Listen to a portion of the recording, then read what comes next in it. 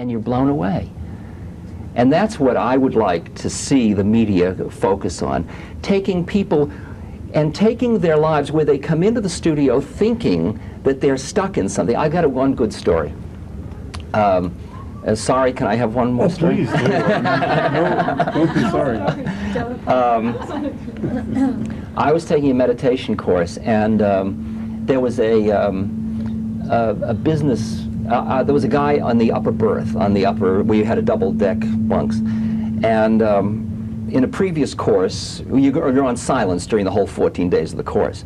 And I had been in a room with a guy who I came late and I didn't meet, and all the time I kept thinking he doesn't like me, and I'm snoring and I'm a slob and all that stuff, and I spent hours thinking about how much he hated me. And at the end of the course he said, "It was such an honor to be with you, and it helped my meditation so much," and I saw that it was my own paranoia all the time. So this time I decided, quick before the course begins, I better get to know this guy right away. So I said, "Who are you? What do you do?" He said, "I'm a vice president of industrial loans in a bank." I said, "Well, what are you doing at a meditation course?" He said, "Well, it's an interesting story." He said, "In the 60s, I was a vice president of industrial loans." And I thought, gee, everybody's having more fun than me. So I dropped out, I left my family, I took drugs, I lived in the mountains, I threw pots, I thumbed to India, I traveled, I did all these things. I did hot tubs, I did all. And he said, wrote poetry. He said, and then around 9 years later, he said, I was in San Francisco again. I was walking down the street and I met the president of the bank. And he said, "Amazing I should meet you." He said, "Your desk is vacant again." And he said, "You were the best vice president of industrial loans we've had. Would you consider coming back to work?" And I thought, why not? So I went and bought a necktie and I went to work. And I said, "Is it any different?" He says, "It's entirely different." He said, "Before, I was busy being a vice president of industrial loans.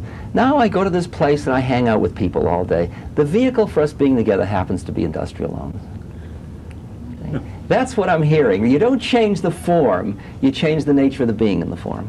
And that's available to everybody, just in their life, even somebody that's dying of starvation. And that's what I learned. That's scary, but I'm pushing the edge.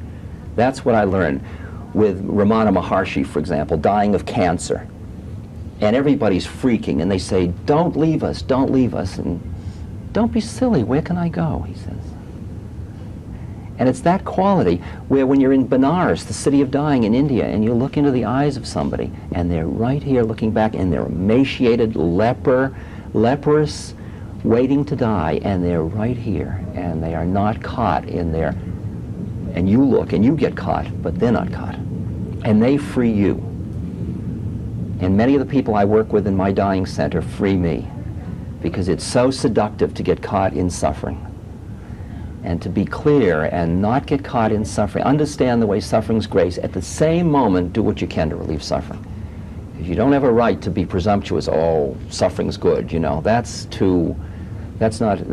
forgetting your human heart. The balance of the heart and the mind of the higher awareness. From the higher awareness, it's all perfect, including the suffering. From the heart point, the suffering stinks. And you do everything you can as a human being to relieve the suffering. At the same moment, there's a part of you that understands that suffering's grace, and that there's perfection, including the suffering, and including you are doing what you can to relieve it. That's the subtle balance that you expand to. That allows you to relieve suffering without creating another kind of suffering through your own judgment of God about suffering.